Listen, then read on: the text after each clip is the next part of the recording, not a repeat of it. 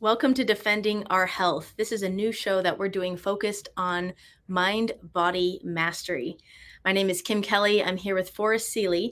We're going to talk about all things holistic health and also why we're launching this show, why we saw the need, and what we hope to accomplish with it. So, welcome, Forrest. I'm glad you're here. I'm glad that we decided to do this. It's really funny because I'm going to struggle with the name, and we love the name. However, defending our children is the other show that we have. So, folks, forgive me if I accidentally fumble the ball and say defending our children. It is defending our health. Absolutely. So, this is a new show. We're joined here as well by Tim James. We're going to introduce him shortly. What we saw the need for was to focus on the mental and physical health aspects of not only protecting our children, but defending their health.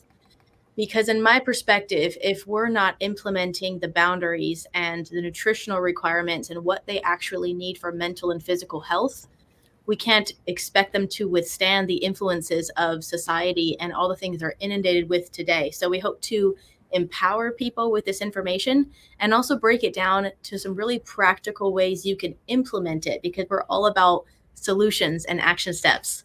So welcome, Tim James. We're glad you're here. Oh, guys, thanks for having me here. I'm really excited to be hosting this show. There is some very, very, very pertinent information that has to go out to adults, specifically those with kids. And what we hope to impart to you on this show is that there's really not some big crazy myth to getting healthy. Okay. We're going to lay it out to you so you can understand why you got sick, why you don't have optimal health, why you got the beer belly, why you're not feeling good, why you have low energy, why you got mental fog, why you have arthritis, why you have all these crazy, I guess the umbrella term would be, autoimmune disorders, which could be a variety of things, Hashimoto's, fibromyalgia, all this stuff, all these things that we have going on. All these things are byproducts of a bunch of pollution. I mean, that's what the bottom line is we just live in a polluted world. So if we can show you guys what's actually happening and why we got to where we got, then we can just unwind it. And it's really exciting because you can actually take your health back. So I'm really excited, guys, to get this information across to people and share them. So thanks for having me on. Oh, for sure. We're so glad you're here. So, Tim James is a health expert, and he also has a company called Chemical Free Body. Freebody.com. But Tim, can you give us an overview? I know you have a really intricate story about not only your experience, but your family and friends and what brought you to this realm of holistic health and helping people reclaim their health. Can you give us an overview of what brought you here and what your method is today? Okay, cool.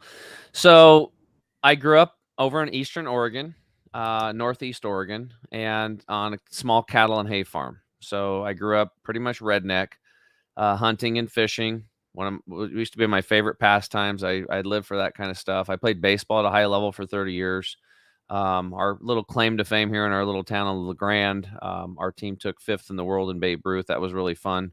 I got to go to Springfield, Missouri and play in the World Series, and I got introduced to chiggers and fireflies.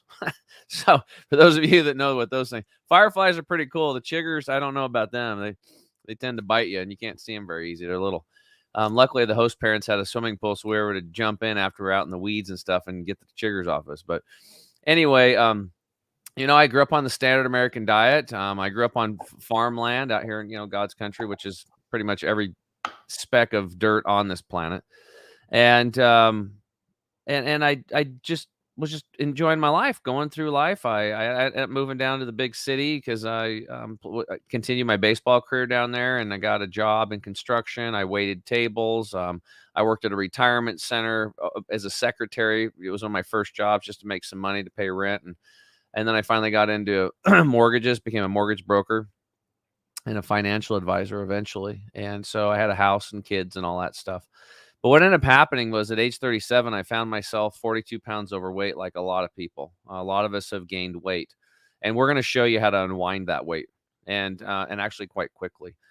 So And then it got worse. Then I started having skin issues. I started getting eczema. And for those that have that or dealing with eczema or psoriasis, it sucks because your arms and legs and face and stuff can start cracking and bleeding, and it itches and it just looks weird. That started on my knee, spread to my elbows, and then I had another skin issue on my back. And then my digestive tract started failing. I started bleeding rectally. And then eventually, and Tums and Rolaids 24/7, acid reflux.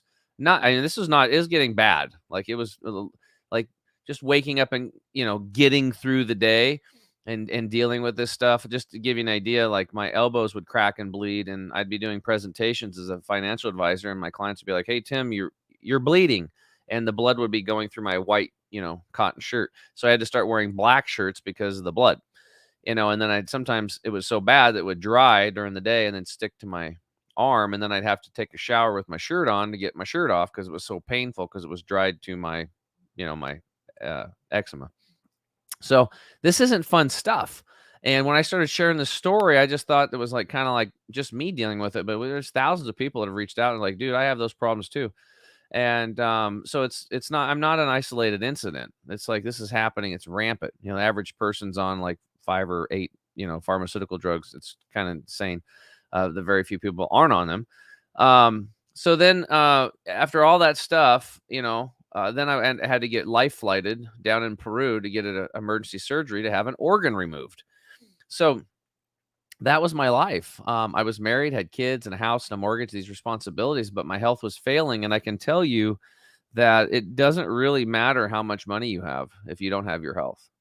And unfortunately, in this world, for some reason, many of us have put money as the only form of abundance, and it's not. And when we kind of focus on money being the only form of abundance, we're closing and locking all the other doors in which abundance can come to us, be it money, be it somebody gifting us something, be it somebody being at the right place at the right time, so that things can synchronously work for us in our lives.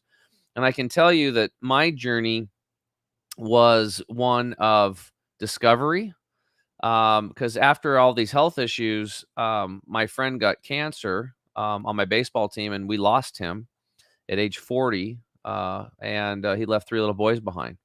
And so then after that, my other friend Charles at age 43 got diagnosed with cancer, and I thought I was going to lose another friend. I'd lost my aunt to lung and melanoma cancer. My mom took care of her, and then my grandma died of brain cancer. So I'd been around the cancer deal, and it seemed like everybody in my family or friends that got it died. So my new friend, or my friend Charles, now he's got it, and I'm thinking I'm going to lose him too.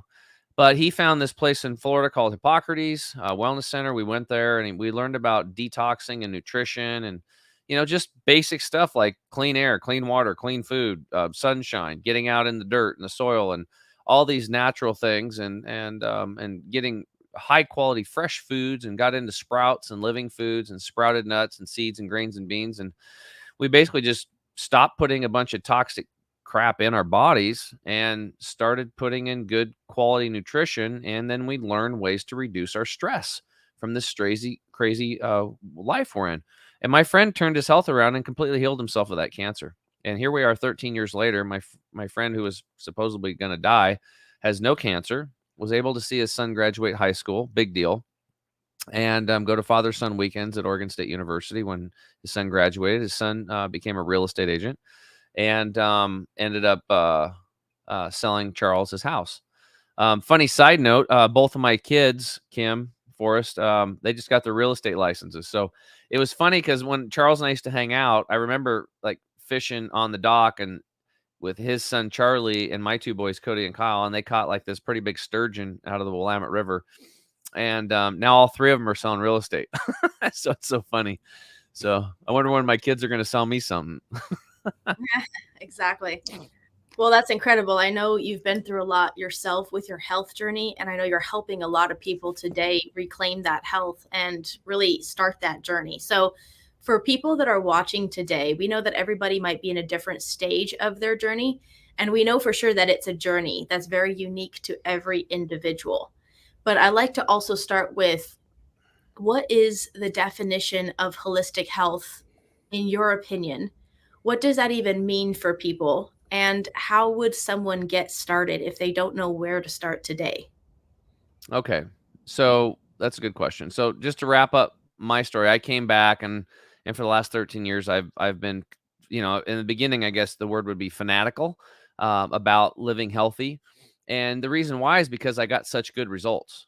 When you're 37 years old and your bowel movements are a 6 or 7 on a pain scale, 1 to 10, and you're bleeding rectally, your elbows are bleeding, and your knees bleeding, and you have no energy, and you're just, used to be this athlete, now you're a shadow of what you used to be. It's kind of a scary thing. My world was imploding on itself. I wasn't growing and expanding anymore. I wasn't being the best Tim that I could. I wasn't the best version of myself, right? So I came back and I just got, I got upset actually because I started realizing that there was a lot of toxic ingredients in the food at the grocery stores, and I couldn't even believe that that was even allowed. Like I know I pay tax dollars, just like we pay tax dollars. You expect the roads to be taken care of. You pay tax dollars. You expect that the people in power are going to make sure there's no toxins in your freaking food. Well, good luck. Like I can go to a grocery store right now. I can walk anybody through a grocery store, and I can show you that probably around 90% of the stuff in the supermarket is the reason why you're sick, the reason why you're overweight. Like literally, the fuel it's poison. Like literally, and it's just simple to look at this stuff. Like a food dye is an example. You guys will see those yellow dye 6 and all these things. These are carcinogens. They cause cancer. And, we're coming up on Easter, and there's going to be a lot of little kids dyeing their Easter eggs with cancer causing chemicals and then ingesting those eggs and touching them into their hands. Their hands are going to get stained with cancer causing chemicals. It's going to go into their bloodstream. Okay. So what is holistic healing? What is holistic health? Well, to me, I guess the definition is like really simple. It's you have to understand that your body is nature. There's no deviating from this. Your body's mostly made of what? Water. Where do you find that? In nature, rivers, creeks, streams, ponds. So you're mostly made of that.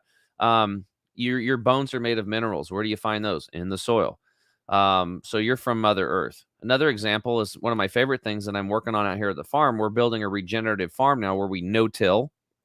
And the reason why we don't till is we don't want to kill or destroy those very important microorganisms, those soil-based microorganisms that actually it's a whole world down there in the dirt, and they actually help to feed and nourish the plants, and they keep the plants strong and vibrant and robust so they have a long, healthy life and they can produce really good food for us. And those same microorganisms that are in the soil, many of them are the exact same microbiome that is supposed to be in our digestive tract. So just like ants and aphids have a symbiotic relationship, we have had a symbiotic relationship forever, as long as humans have walked this planet, with these microorganisms that were in the soil that are now in our digestive tract. They work with us, they protect us, they do a lot of heavy lifting. And so we have to start looking at, number one, that we are nature and we are directly connected to the earth. There is no separation from us and the earth. The reason why we are sick, the reason why we are overweight and we're so medicated today is because of the disconnection between the mothership, Earth, this living planet. The planet is alive just like us. And so that's holistic healing to me, is like what we do is we give people the awareness of the things that are causing the problems, like all the pollution. The air is polluted. There's like 1 million people a year die of air pollution, and it grows every year. The water's polluted, the food's polluted. Your clothing that you're wearing, if it's not natural fiber clothing that has not been sprayed with chemicals, well, then you're polluting yourself. Cosmetics, shampoos, deodorants, toothpaste, all of these things are your environment. They need to be taken a look at. You have to take inventory of these things and see what's in them. Because what ends up happening is this pollution, unholistic stuff that's coming into us, all these toxins are accumulating and are bioaccumulating in our fat and our muscle tissue. And they're basically taking up space and blocking the pathways in which these nutrients could be absorbed.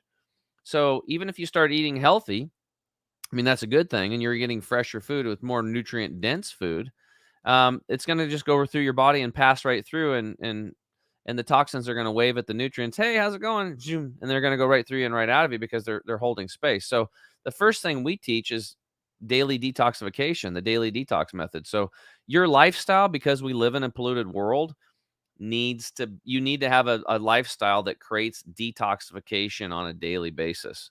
And again, we'll get into this. It's not hard. One of the things is drinking a whole lot of water. Okay. There you go. That's the lifeblood of your body, is this water. Like, you have to have good, clean water going. And that allows and opens up pathways and allows your body to move toxins out of the body through your lymphatic system, which is the garbage removal system. So these things are very important to understand, that daily detoxification, we have to get these toxins out. And then we put in the good nutrition from Mother Earth, which we were supposed to have in the first place. And then we let the body run its natural course. Now, because we live in a modern world, we also need to work on our stress. And a lot of our stress is self-inflicted, in a couple of reasons. Number one, we're our own worst enemies. Forrest, we've talked about this all the time. And then the second thing is, we just get caught up in society and we don't know how to respond to a lot of these stressors. And so we live in a constant fight or flight mode, which creates more negative chemicals in the body. And then here we are. We're sicker than we've ever been. Our children are now dying younger than us. The life expectancy is dropping. And we spend like double the amount of money on healthcare of any other industrialized nation, yet we're ranked like 40th or 50th. So it's time for adults, us, to recognize this. And if the children are listening too, that's great, because kids are smarter than us until we've corrupted them. To turn this around, we just have to do it. Like, it's so obvious now. You just look around, everybody's suffering. I mean, my heart sinks every time I go to town and I'm looking around. Even in our small town here, I'm starting to see there's a lot of people on like meth and fentanyl, and they're everywhere. They're sleeping on the streets, and it's like, and then people are overweight, and I see them struggling to get in and out of the car, having a hard time breathing. People are taking oxygen tanks to walk around to breathe. I mean, this is ludicrous. And all of this, and you go see what they're buying, and they walk out with, ding dongs and ho hos and, chicken strips and candy bars and processed food, and people are like, oh, I don't know. And then you go to the doctor, like, oh, well, you're just getting older. No, you spent a lot of years going in the grocery store and poisoning yourself. You spend a lot of years in a relationship that doesn't work. You're in a career that you don't like. It really falls back onto us to make these personal changes and take our freaking life back, because God gave you this life. It's a gift, and to squander it it's a tragedy. It really is. Now, if you have I fully give you it's a valid choice. If you want to squander your life and get sick and be miserable, that's a choice. And I have to honor that. But it's like, is that what you really want? Because turning this stuff around is not hard. It's really not that hard. Tim, I had a really interesting thought when you were describing society as you view it. And one thing that I look at now, after you and I become friends and you've been coaching me, is look at the number of people that have diabetes. Look at the number of people that have autism. Look at the number of heart attacks, Alzheimer's. There's a lot of things that if you peel back historically, they didn't exist 50, 100 years ago, but yet they do today. And I would have to believe that what you just mentioned, our consumption of air, water, and food being tainted, is a major contributing factor to those things. Oh, absolutely. Oh, there's no question. In 1980, 1 out of 10,000 children had autism. As of 2024, it's 1 in 36. Think about that. Exactly. 1 in 36, and most of them are the boys too. Now, here's the deal: if we keep on these current, in 1980, it was 1 out of 10,000. Here we are, 2024. It's 44 years later. We're at 1 in 36. If we stay on current trends, then by around 2050, 1 out of 2 children will be born with autism. What does that mean? That means that you either will have autism, or you're going to be taking care of somebody with autism. And who's going to be driving the school buses? Who's going to be the firefighters? Who's going to be the nurses? Who's going to be the farmers? I mean, if half the population is having functioning issues, you see what I'm saying? It's like, this is a big problem. I mean, it's a major problem. That's one. And we've seen a lot of people. I actually on my podcast, I had a client who their child had autism. They first they had a kid's healthy, everything's going fine, and then later they had another child, and boy, they all suffered. Their words were pretty much verbatim. Our life was a living hell for like 3.5 to 4 years because they kept going to the doctors, and the doctor's like, nope, there's nothing you can do about it, blah blah blah blah blah. And not to get into where it may have came from, and getting poked a bunch of times as a kid, but it was right after the kid got you know poked that his his health went down, their youngest, and 3.5 years of hell. And so finally, after not getting anywhere with the docs, this family decided he started listening to tons of podcasts, and he actually put together a protocol, and he's like, okay, well, we'll give him some bacterium, the probiotics. Remember I was talking about those soil-based ones? Yep. Well, those have been destroyed by all the pokes that this kid had been given and stuff like that. And so they started building that back up, and he got a little better. And then he heard that gluten and dairy products weren't good for humans, so he took his child off of the dairy and the gluten, and his autistic son improved a little bit more. And then he heard that there's good quality CBDs that could work. A lot of them are garbage, but it's the good ones. Put him on those. His son improved more. Then he realized that it could be some heavy metal poisoning from getting poked or whatever, and he needed to chelate that out. So he started researching all the different things that he could chelating just means to remove from the body, basically chelate out, get these toxins out of the body. Sorry to use these terms I've been learning. Um, and so he looked up all the different natural herbs and stuff that would remove these heavy metals from the child and from the brain, because what the thought process is that when you have heavy metals injected into your body, they get into the brain, and then with the combination of that and the EMFs today from Wi-Fi and smart meters, that you're creating like the child's brain's like getting zapped because it has all this excess metal in it, and then the Wi-Fi and stuff is hitting it, and it's overstimulating it, and autism, right? So wouldn't it make sense if that was one of the factors can you get that stuff out?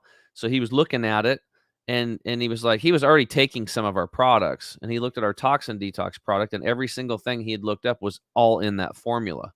So he's like, well, I'll just give my son some of this. Now his son was like 4 at the time, and we don't recommend children, it's the products are herbal and stuff like that. There's all these laws, so it's like he just did it on his own. Okay, so I'm not a doctor. I don't prescribe. I don't diagnose. Our products are doctor formulated by Dr. Treadway, but I didn't make any recommendations. He just thought, well, I take 3 of these herbal pills for myself on the daily.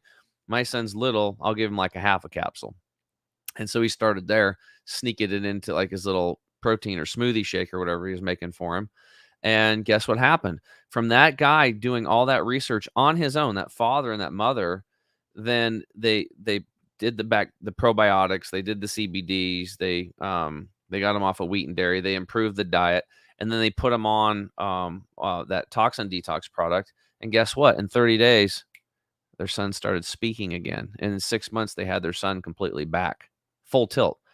Now, I was so, they called me and told me this, and I was like in tears. I was so happy that my journey had created something that was a part of their journey of healing. So that's the cool thing. This isn't just about, if you have some health issues, getting well. This whole story and why we're doing this podcast and this radio show is because it's about you getting healthy and then becoming a light to help other people and becoming part of the ripple effect. This is it. This is a bottoms up working class movement, basically, is what we're doing here. We're helping ourselves. And then by doing that, we're giving everybody else around us permission slips for them to change. And unfortunately, a lot of us will not be listened to by our friends and family. My dad's still pretty stubborn about the whole stuff, right? He does the opposite of what I do, even though I've got amazing results and I've coached 700 people personally through this process, thousands, I've educated millions of people globally on these topics. My dad's still not going to listen to me, but it's okay. It's okay. Maybe he will. Maybe he won't. That's not for me to decide. From what me to do is to get as healthy as I can and be the best Tim as I can and be a light in that dark room. And then handing out permission slips for the people around me to change. So, Tim, yeah, I'd go like ahead. to also point out that some of your client, I'm not going to name them, that's for you to do, but you work with some of the highest trained athletes, in the world.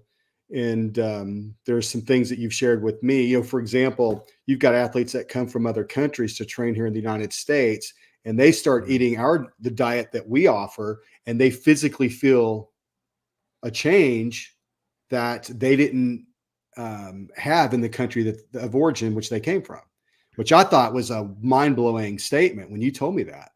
Yeah, and many of them are smarter than that. They instantly look at the food and they're like, "Well, no wonder you guys are so sick. Your food's toxic. It's poison." I mean, it's just the there was another gal that I actually met outside years ago. This gal from Kenya. She's from Kenya, grew up there.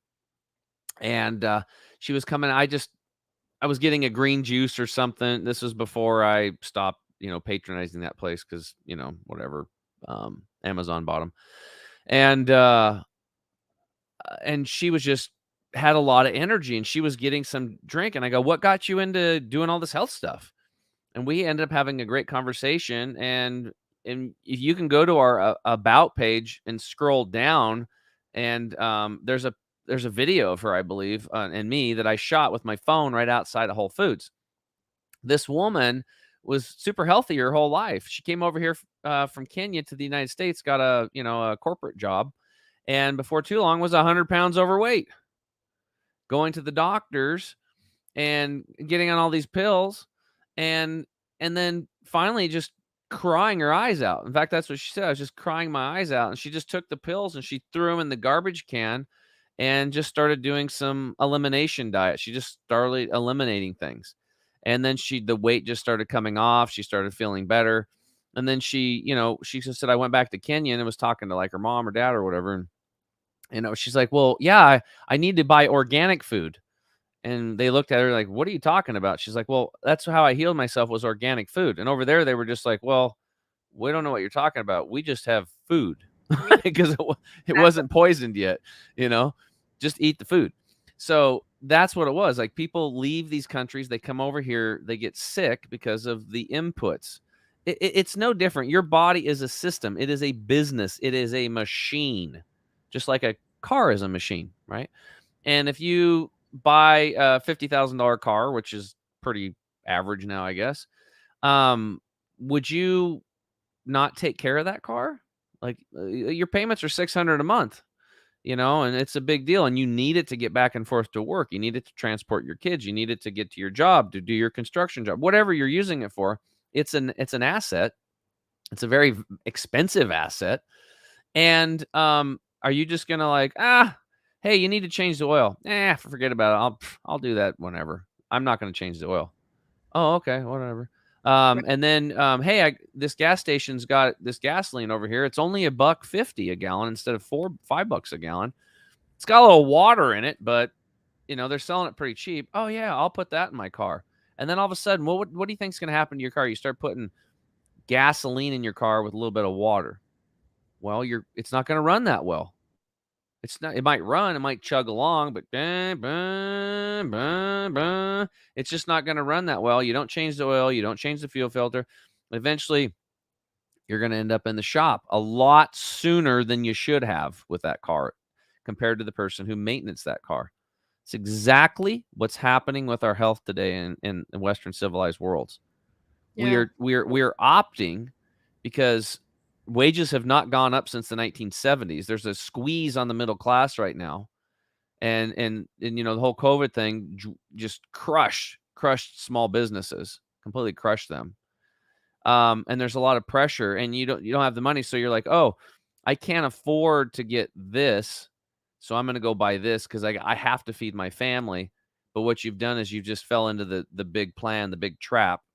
And even if you don't think it is, if somebody didn't plan it, well, then that's what happened by default.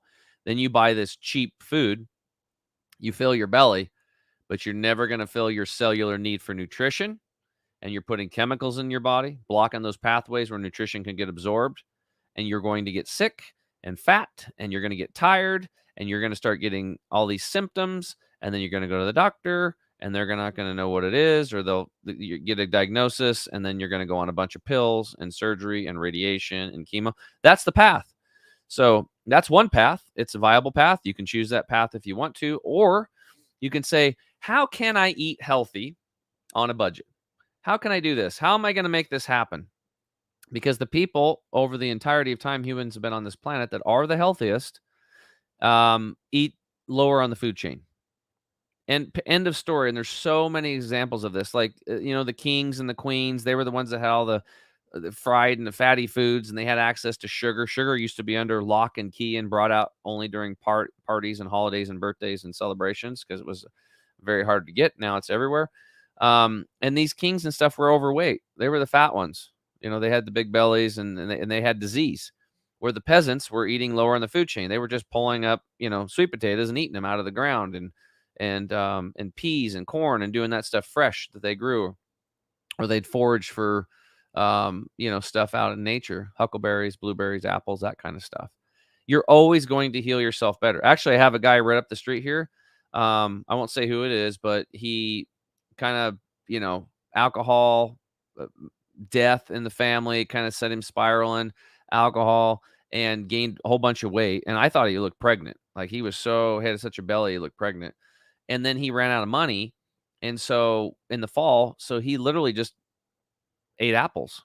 That's all he was eating. He was going around to the apple trees on his property. He was just eating apples.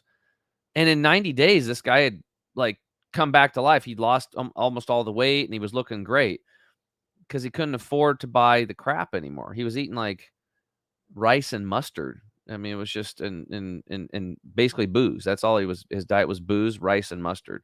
And then he switched over to apples, and he started healing himself. Again, there it is right there. It's like nature has the solutions. If it was made on this planet, then it'll help you, in a lot of cases. So there you go, Forrest. Yeah, there's this quote that resonates with me that says something about health is not just the absence of disease. I believe Sadhguru was the one who said that. But I think there's a lot of misconceptions because it's been normalized to live with pain and suffering or other symptoms that we consider somehow normal in society or part of aging. But as you and I both know, that's not normal. Health is not just not being sick. Health is vitality. Health is mental and physical wellness. Health means optimal performance. So with the analogy you were using of the car and putting, gasoline with water in it, I've seen that as well, where people are very conscious of what we should and should not put inside our car, or should and should not feed to our dogs. But when it comes to our personal health, our bodies are so resilient that if you drink a can of soda, you may not, especially if you're not very connected with your body, you may not feel or see a difference. You're not going to shut down. But long term, your performance will suffer. And long term, it's not cheaper to get the gas with the water in the gasoline, because over time you will break down. It will cause other symptoms. So I want people to understand that health is not just not being sick. Health means thriving. Health means quality sleep and energy, and not living with chronic pain. Or if you have pain, you can manage it. Health means being in tune with your body and your mind so that you listen to it. And if a symptom does present, you realize that's not normal and you listen to it. You pay attention to that check engine light, if you will, and you open the hood and you check what's actually wrong with it and you resolve it. We don't just learn to take a pill for every ill or coexist with that. So you brought up a lot of really interesting points. I think one of many misconceptions, because it's been so trendy with products, is the word detox or detoxification. Now, that can mean different things to different people, and people have a different definition for what the process of detoxification should be. But to oversimplify it in your definition, what is detoxification? What are some common misconceptions about it? And how do you start addressing them with people that you start working with? Where do they begin with detox?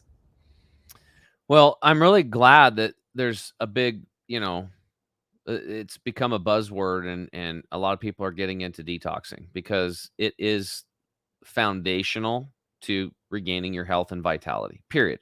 And again, to what you said, Kim, is and I spoke about earlier, is like you you have no idea how good you can feel, because if you have a habit of something, you start eating ho-hos and you eat them for a couple weeks, your body's going to very quickly adapt to it, right? And you don't realize how much energy you've lost or brain function you've lost. You just kind of, it becomes the new norm. Your body just modulates real quickly. Well, it goes the other way too, because once you get healthy, because I was on that slippery slope for 37 years. And then all of a sudden I turned my health around. And then if I go back and eat some toxic garbage, oh boy, I can feel it. Whereas before I could eat it all day and I didn't even really notice it, except that my life was miserable every day. Duh. But I didn't make the connection, right? Once I got well, this is why when I coach people, usually 4 to 6 months into the private coaching, I would have them do 30 days, just a whole food, plant-based diet. That was it. We would just eliminate meat for 30 days, and then I'd have them come back on the 30th day and then go eat whatever they want. Go out, celebrate, have cake, pie, whatever, have a big burger, sweet, whatever you want. Just knock yourself out. Pizza. They'd call me the next day, and they said that felt like they got hit by a Mack truck, like cold and flu-like symptoms, right? Because we'd done so much, cleaning and stuff like that. Now, for those that are listening, I'm not saying that meat is bad. What I'm saying is that, when you're when you're trying to heal, you know, there's a bunch of, this is going to be a whole nother topic we're going to have to bring up, because there's this whole debate now on, plants versus carnivore and everywhere in between. And I'm here to tell you, it's a sliding scale for everybody, depending on your physical needs right now and your emotional needs. So the emotional needs are also tied into the types of foods you're eating right now.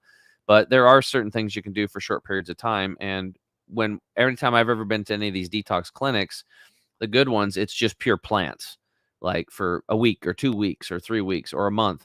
And then people go back. And so they can do these. Oh man, there's just so many definitions about detoxification. So, all right, so let's get into that. All right, so detoxification is simply removing things from your body on a cellular level that shouldn't be there. We're talking about heavy metals, things that can come from drinking out of like aluminum cans, or maybe you were exposed to lead-based paint in the 70s, like I was. Maybe you got poked somewhere with a metal needle, and inside of whatever was in there had some aluminum adjuvants. All right, there's some nano-sized aluminum particles in there. That would be a heavy metal. Okay.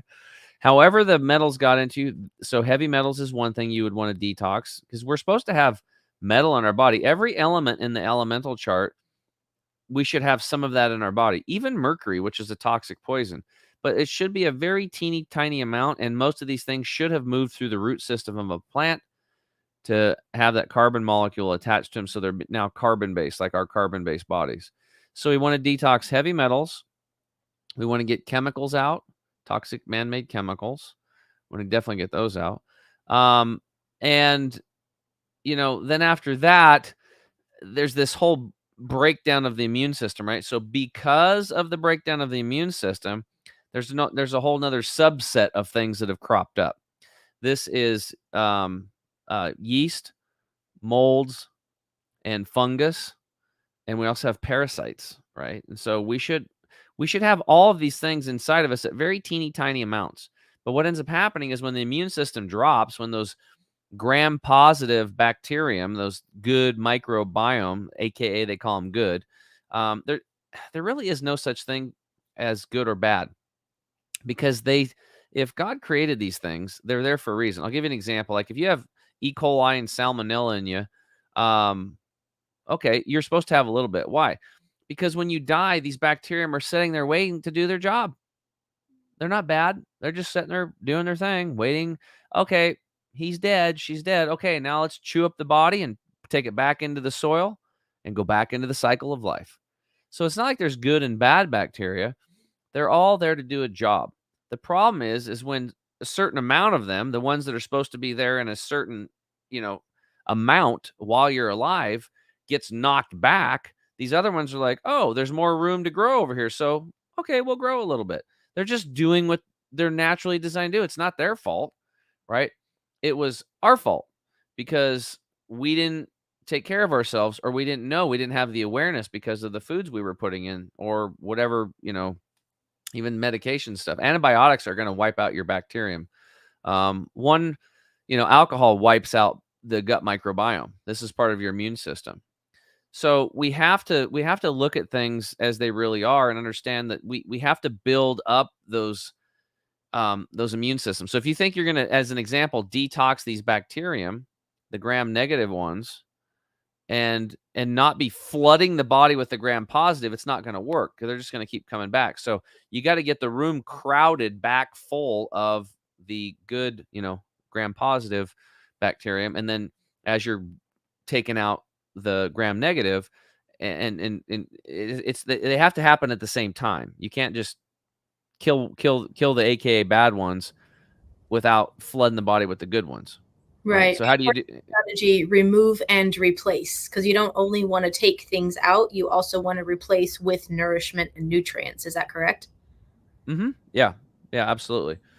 And so these are just some things to think about detoxification. Also, people's livers are polluted, kidneys, all this kind of stuff. And so if you're thinking about doing like a liver cleanse, liver flush, liver gallbladder flush, kidney flushes, these types of things, these are good. If you can get, the right products to do it with and all that. But I wouldn't do any of that until I've cleaned up my digestive tract. The digestive tract is the first place we start. So when you said, where do we start people? We usually start people on like 4 foundational things. We call them our 4 core secrets. And we have an ebook. If people are interested, I'll eventually what we'll do is we'll create a landing page for it, Kim, where people can go get that ebook. But or they can right now they could send an email to support@chemicalfreebody.com, support@chemicalfreebody.com, and just say, hey, I want a copy of that ebook, and then we can send it over to them. But the 4 core secrets, number 1 starts with water. And the reason why is because it's kind of an easy concept, right? And 95% of people are not drinking enough water, and the water they are drinking is polluted. So this is the only one of these core 4 secrets that actually might create you to have an investment, because you might have to get your water cleaned up. Okay. You're going to have to do this. So if you can just do this one thing, like if there's one thing you get away from this talk today, this sharing, is that your body's nature, and you're probably not drinking enough water. So let's go get you some clean water, and if you don't have a water purification system, I mean, you can go get spring water. If that's not available, go to your local grocery store, get some gallon glass jars and start packing your water for your drinking. You can get, 25 to 50 cents a gallon. You can get water at these grocery stores around the United States still. And that could be reverse osmosis, deionization, distillation. Distilled water is great. Just don't do it in the plastic bottles, okay? Because those plastics are off-gassing more microplastics, and you're trying to get this stuff out. We don't want to be putting it in, okay? So you're going to start drinking a lot of water. You're going to drink half your body weight in liquid ounces daily. You're going to do it because you love yourself and you understand that you've been polluted, just like everybody else. The umbilical cord studies show this unequivocally, that every single child they've looked at, the cord blood is completely riddled with hundreds of cancer-causing chemicals. And this is one of the reasons children are being born with cancer today. So you want to get your water right. You want to start flooding your body with water. This is the first thing you can do to begin the detoxification process. You're setting up the environment of flow. You're setting that in the environment so your body can recognize that there's a lot of flow going on right now, and the body will recognize this and start releasing things on its own. Now, we do other things to go deeper, like far infrared saunas, to push this stuff out. But water is the basic thing to start with. And then we work on the digestive tract. So we have a product we call Gut Detox. I think it's like $49. And when you first get that, you double down on it. This is an ancient Ayurvedic formula that our formulator brought over. It was formulated by doctors over 10,000 years, biological engineering system science. And you basically double down on it for 15 days. So you'll take 3 capsules in the morning and at night for 15 days. And then you're going to clean up that 6 to 12 pounds of impacted fecal material that's lodged in your colon. and this mucoid plaque stuff that gets in people's small intestines. This is very important to get that pathway of elimination clean first, and then you can start thinking about doing like a liver flush, liver gallbladder flush, kidney flush, and that kind of stuff.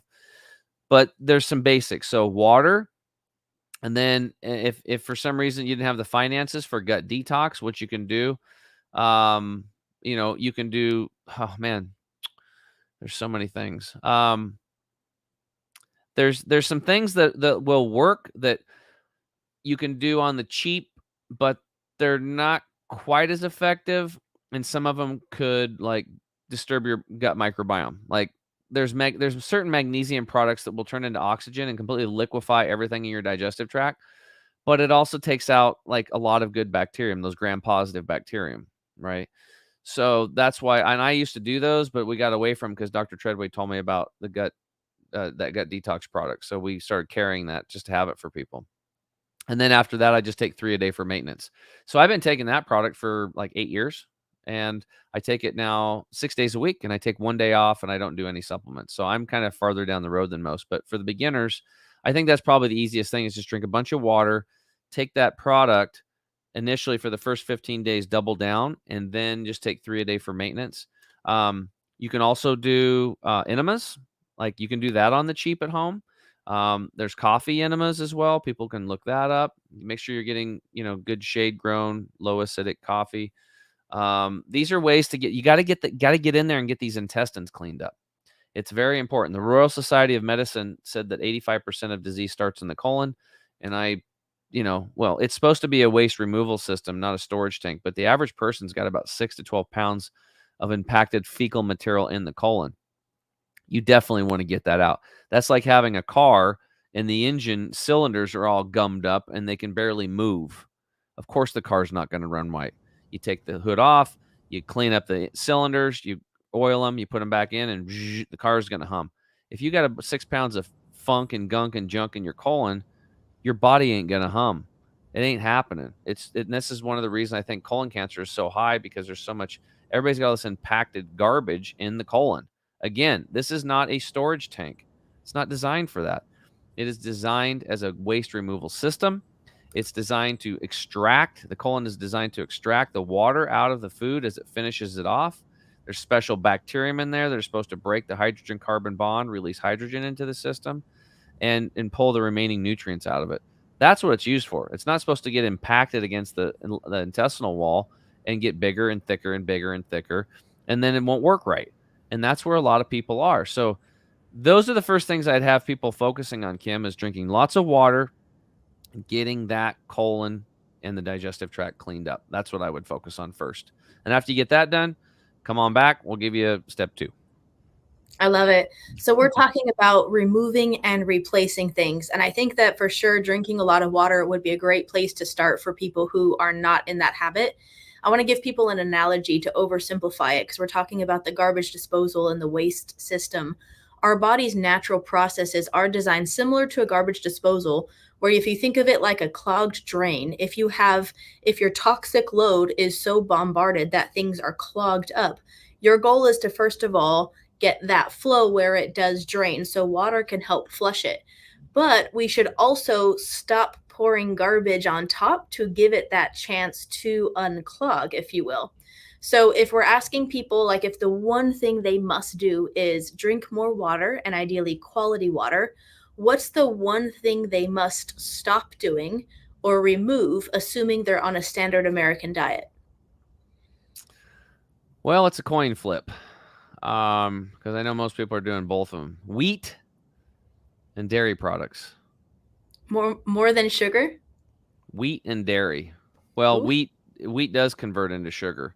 I would start with wheat and dairy. The reason why is because when we're talking about sugar, it's like going to a cocaine addict and saying, "Hey, stop doing cocaine." Like literally, right? So, because if you look at the molecular structure of sugar, it's almost identical to cocaine. There's the molecule structure is almost identical, except sugar is 3 times more addictive. So, yeah, I mean, you could say stop sugar, but that's going to be tough for people, especially if they have not they're drinking lots of water. They got to get their colon cleaned, and they got to start flooding their body with nutrition. And that's where we do the green juice. I do actually, to go back to that previous segment, the last thing would be flooding the body with the greens. And I do that twice a day. I do it in the morning, first thing on empty stomach, and I do it again about a half an hour before dinner. I mix up 24 ounces of water, scoop of the greens, shake it up, and I drink it. And then, and that's it. You got to constantly flood the body with the nutrition, because what'll end up happening is if you're cleaning and flooding the body with nutrition, your taste buds are going to start changing. We also get people using tongue scrapers. You're going to see white, yellow, brown stuff coming off of your tongue. It's gross. But imagine how gross it is to be inside of you. So every time you brush your teeth, you scrape your tongue. That's the easiest way to start seeing what's coming out of your body. And you'll be like very motivated to keep doing what you're doing when you start tongue scraping. You can go buy these things for like $7, $9, $10 at a grocery store. We just got 2,500 of them in stock, or 2,000 of them at our fulfillment center. We're actually putting an offer together where we're offering like our green juice product. And we're going to be, eventually when we roll this out, it'll come with a tongue scraper, because we just want to get people the tongue scraping creates so much awareness when you scrape your tongue. Have you guys ever scraped your tongue? Yeah, I have one. I've never seen green and brown stuff, but I haven't, Tim, and I use a toothbrush. I scrub my tongue pretty hard, but are you telling me that that's not good enough? Well, I mean, a metal tongue scraper is, I mean, it's going to really scrape at a deeper level. So just grab yourself one. All right, I'll get one. You'll see. I'm curious now.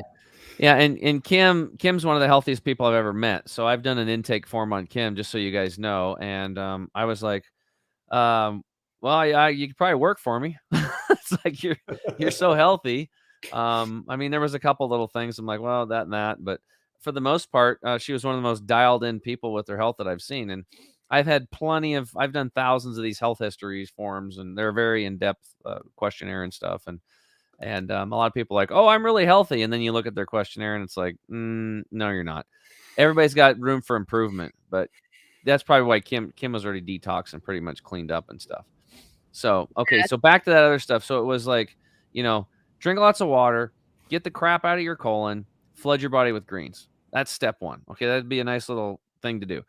Tim, can I ask you a question about wheat though? Because wheat is, I guess most people don't realize how much wheat we take into our lives. I mean, that's bread, it's pasta. Even tell me some other things that. Let me clarify these too. Let me clarify wheat and dairy, just so people understand where I'm coming from. Because after I tell you this stuff, you're going to be like, oh my God, it's common sense. But then you're going to have to go get your replacements. Okay, here's the deal. Wheat, they found wheat when they opened, excavated like the pyramids and stuff. They found wheat kernels that were thousands of years old, sprouted them, and they grew. Wheat was called the staff of life. Okay, 36% protein content, amazing B vitamins, great for your brain health, great for energy, great for your gut. Awesome. Okay. Now, the difference is that you had to get that wheat grain and you have to sprout it. You had to soak it in water to release its natural insecticides or protectants and activate it so it's alive. Okay. Now, and most people are not doing that.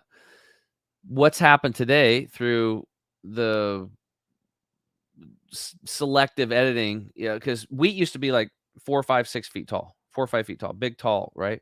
Now, when you see wheat in the fields, it's 18 inches tall. Why is that? It's 18 grows inches faster. tall. What's that? It grows faster for harvesting cycles. Yeah, so they've selectively hybrid. It's called dwarf wheat because let's say you had all these 4 or 5 footers, and then you had a little wheat down there that was 18 inches. They'd grab the grains off of that one and then keep making more of those. And so they selected these dwarf ones, the smaller ones. Okay, no, whatever, it is what it is. But the majority of them are growing real tall. So that's probably in natural selection what it was. They wanted the tall ones, but they grew the shorter ones. And then what's happening is that wheat is now, it's multifaceted. Number one, the wheat is grown in nutrient deficient soils. Okay. So it's not getting the nutrients it should. Number two, they're spraying it with glyphosate. They finish wheat with glyphosate because it helps it get more production for whatever reason. It's not really for the herbicide part of it. They just spray chemicals on it. at a wheat field right here east of our property. They'll have the planes spraying glyphosate on it right next to our farm. It's very frustrating. So number one, I guess, go back. Wheat has been selected for dwarf. Number two, it's grown in nutrient deficient soils. Number three, it's sprayed with glyphosate. So what's the end result? Well, what I can tell you is that people that I've coached, over 700 of them, they get off of wheat, they feel better, just like that young autistic child, because it's not natural. Okay. In nature, yeah, you might have picked up a dwarf wheat and ate it. Okay. But it would have been a little small amount with the rest of it. No big deal. Those grains mixed in. But it wasn't supposed to be, it would have been grown in nutrient dense soil, and it wouldn't have been sprayed with glyphosate. That's it. Okay. Take away the chemicals, add back in the nutrition, and take it as nature and God gave it to you. You're going to be fine. How do I know this? Because I have clients that will leave here. They go over to Europe on vacation, and they'll have croissants and, pasta, and they enjoy themselves, and they don't have any issues. And then they come back here and they eat the wheat and their issues come back. All their autoimmune disorders come back. I just went to Colombia for a couple of, went to Mountains of Hope. It's a healing retreat in Medellin, Colombia, actually out of Rio Negro, 15 minutes from the airport. And on my second tour of duty there, I went down and we got pizza. And I'm like, I'm going to try the gluten crust, which I don't eat. Because here's the deal. If I eat wheat or dairy within short period of time, minutes, if not hours, I get like this crackly mucus. I can hear it. I move my jaw and my ears, like just instant, like, because I'm clean now, right? Well, I had the pizza was delicious. I think I had like 3 big pieces. Went to the airport, flew home. I never had any of those issues. Because the wheat wasn't compromised. A lot of people, these glutens are destroying your health. And I actually had Dr. William Davis on my show, and we just talked about wheat. He has a book called The Wheat Belly, and he talked about the gliadin proteins. And the bottom line is like, if you eat products with wheat in them, now I'm talking whole wheat, and you've been branded your whole life, whole wheat bread is good. Whole wheat bread is good. Whole wheat bread is good for you. It's good. It's not better than that white bread. That white bread's crap, right? It's the same stuff as far as what the end result is to your digestive lining. If basically from the information that he gave me in that podcast, I was like, oh my God, if you continue to consume wheat that's not from its natural state, that has been sprayed with glyphosate and been grown in these soil deficient soils or nutrient deficient soils, you're basically suicidal at some level because you're slowly killing yourself. I mean, that's what's happening. I see it night and day. People get off of it. It's like a light bulb goes on. They get back on it, light bulb goes off. The mental clarity, everything with wheat. Okay. And it's read your freaking ingredients labels. You're the only one. You're the one that's going to protect yourself from it. Nobody else is going to do it for you. And if you find a company that's got great products and you check the labels and it's awesome, and they come out with a new product and you don't read that label, there's a high probability it's going to have something in it you don't want. You have to read the labels every single time. Every single time. And 100%. then every time. You have to do it every time. Now, well, we're talking about reading labels. There's also what's most important, the ingredient list or the nutrition facts? Are we looking at the calories or the ingredients specifically? The ingredients matter. A lot of people identify it with calories, and that's a whole other conversation we should have. But the ingredients, it's deception. It's all deception. Is what it really boils down to. And the labels are all getting compromised. The entire organic system is completely compromised now. All of it. It's just the best of the worst. There's chemicals in organic. They don't check the water inputs to these farmers. I've spoke to them. And the more money the farmers make, the more they got to pay, and the more paperwork they got to do. And nobody's really testing this stuff, right? And they're allowing them to till the farm, so they're growing these organic crops in nutrient deficient soils. So what ends up happening, you extra pay more money for this organic deal, and it's might taste better and look a little bit better than the conventionally sprayed one, but it's still got chemicals in it, and it was grown and it's just terrible. It's unbelievable what's happened. Okay, so hopefully I made a big point about wheat, because you asked me what are some of the things to get off of. Well, get off of frickin' Americanized wheat. You have to do it. Okay, and you can look into some things like if you can get wheat that is you know for sure it was grown in nutrient dense soils and it was wild, and it wasn't sprayed with glyphosate, like maybe einkorn. You could look into that einkorn wheat if you can get a good source. Then you can do it, and then but you have to get first person experience. You can try it and see how it makes you feel. But the key is that you have to take that grain and soak it in water first for like 4 to 6 hours or overnight to release the natural insecticides or protectants and to activate the enzymes and get rid of all these things that can hurt your gut. So a lot of these things like paleo, like grains or beans, they're bad. Well, depends on where you get them and if you've sprouted them or not, aka soak them in water. If you do those things, then so these grains can become game changers for your health. Okay, the second thing is dairy. Now, I grew up on dairy. I believe Shaq and Michael Jordan and all these people were drinking it, and they had the milk mustache. And so I'm pounding gallons of milk because I want to, milk does the body good, right? I want strong bones, and I want to be an athlete like these guys. And so whether they knew or not, I don't know. I didn't know at the time. But I never had anybody really break it down to me until I was actually at Hippocrates. And I was asked this question: what is the purpose of cow's milk in nature? What does nature use cow's milk for? Can you guys have any guesses on that? Baby cows. Baby cows. Okay, so in nature, God designed cow's milk for a baby cow. How long? How long does a baby cow have cow's milk?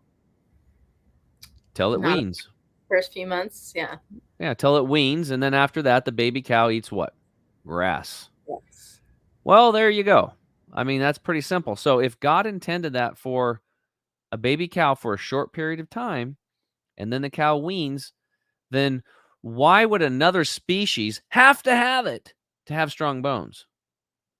We have to have it. Your bones are gonna crumble. Okay. When you actually dissect this thing and pull it back, in fact, the doctor told me, he goes, Tim, if you really think that cow's milk is good for you, would you actually get down on your hands and knees and drink from the breast of a cow? And I was like, ugh. Just thinking, I've milked cows before. It's, I'm like, probably not, right? He's like, well, if you would, then maybe milk's a good thing for you. If not, then maybe you'd want to get some information. And the first thing that I was told was that there's a protein in milk called casein. Casein is a carcinogen to humans. It causes cancer. Let me repeat that. The main protein in dairy, called casein, when ingested by a human, causes cancer. Okay, why are we drinking milk? Well, you think that'd be enough, so we'll check that one off. Okay, causes cancer. Number 2, we do not have the substance in our stomach to break down this casein protein. Only baby cows do. It's called renin. People can go look it up. Renin. We do not. So everybody is lactose intolerant at some level because we don't have the casein digesting enzyme renin in our stomach. Only baby cows do, because that was God's plan, right? Put them enzymes in there for the baby cow to drink the mother's milk until the baby cow no longer needs the milk, and then it goes and eats the grass.